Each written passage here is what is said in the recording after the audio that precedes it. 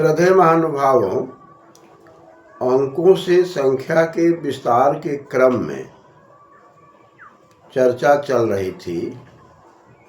उसमें 1, 2, 3, 4, 5, 6, 7, 8, 9 ये अंक हैं।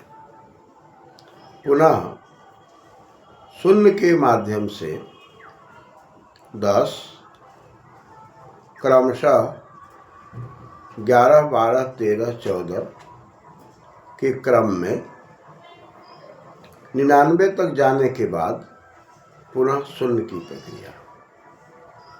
ये परम तत्व के नज़दीक जाना, पुनः अंकों का विस्तार करना, और इस विस्तार के अंदर वेद मंत्र के माध्यम से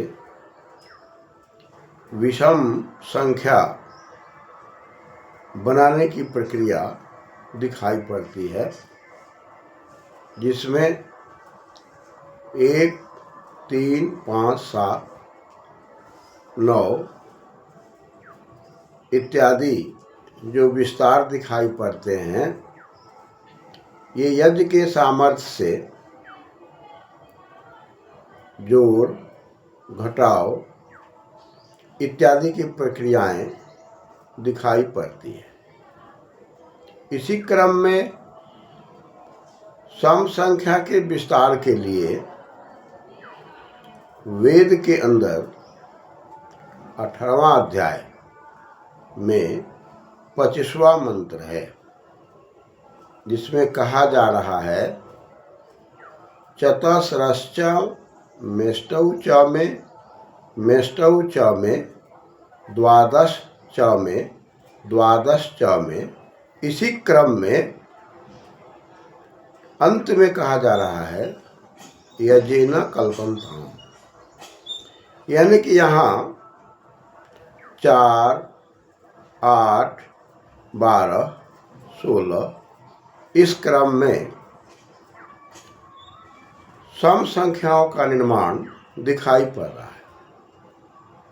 यहाँ पर 2 का प्रयोग नहीं है, जो 2 निर्देशक के रूप में विषम संख्याओं के प्रयोग में दिखाई पड़ते हैं, लेकिन सम संख्याओं के प्रयोग में 4 से प्रारंभ हो रहा है, यानी कि 2 को 2 से गुणा करने के बाद 4 होते हैं, और 2 को 2 से जोड़ने के बाद भी 4 होते हैं।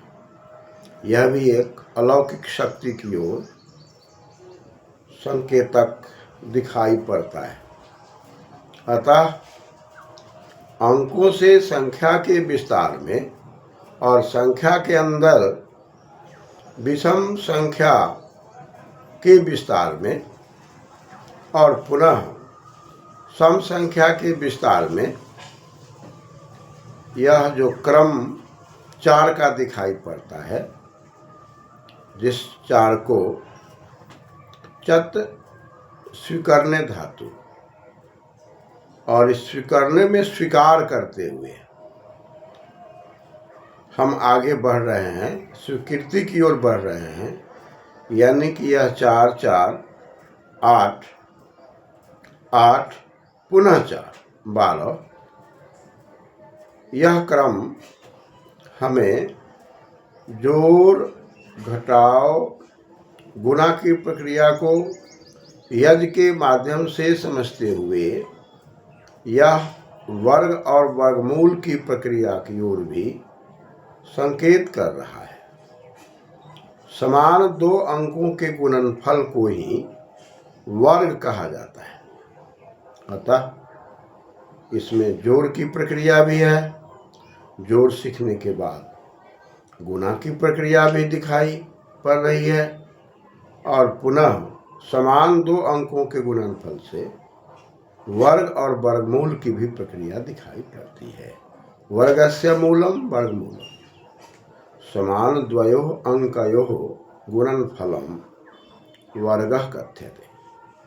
तो यह प्रक्रिया स्पष्ट है कि यज्ञ के सामर्थ्य से ही जोर, यज्ञ के सामर्थ्य से ही घटाव और यज्ञ के सामर्थ्य से ही गुणा, यज्ञ के सामर्थ्य से ही भाग। और इसी क्रम में पुनः चिंतन मनन करते हुए लघुत्तम समापवर्त्य, महत्तम समापवर्तक और साथ ही साथ वर्ग वर्गमूल, घन घनमूल, इन सभी विधाओं की ओर जाने में इस मंत्र के अंतः संकेत से गणित की व्यवस्था क्रमशः आगे बढ़ रही है, जिस व्यवस्था में हम सब जब गहन चिंतन मनन करते हैं और गहन चिंतन मनन के अंदर समान 2 अंकों का हम गुणनफल निकाल देते हैं, तो वह वर्ग की ओर, और समान 3 अंकों का गुणनफल निकालते हैं तब वह घन घनमूल की ओर, घनस्य मूलम घनमूलम। जैसे हम यदि 2 को 2 से और फिर 2 से, यानी 2 दूनी 4 और 4 दूनी 8, ये 8 फल लाते हैं, तो इस 8 को घन कहा जा रहा है, 2 को घनमूल कहा जा रहा है।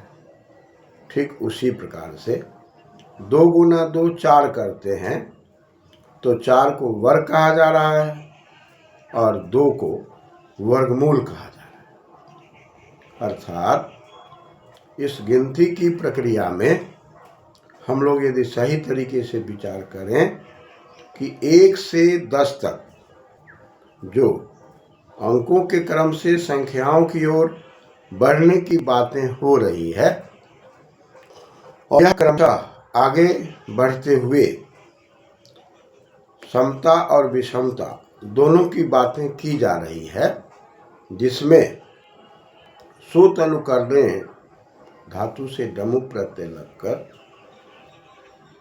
हम सब वि उपसर्ग लगाकर विषम शब्द बनाते हैं, और विषम शब्द में पुनः केवल सुत अनुकरणे धातु और डमु प्रत्यय से हम सम बनाते हैं, पुनः अच प्रत्यय करके समः बनाते हैं और वि उपसर्ग लगाकर विषमः बनाते हैं। समति समः, विषमति विषमः। विषमता से समता की ओर, समता से विषमता की ओर। इस दुनिया में समता और विषमता दोनों को समझने की आवश्यकता है। समता में परिवार, समाज हमारा सम्यक दृष्टि से आगे संवर्धित हो रहा है।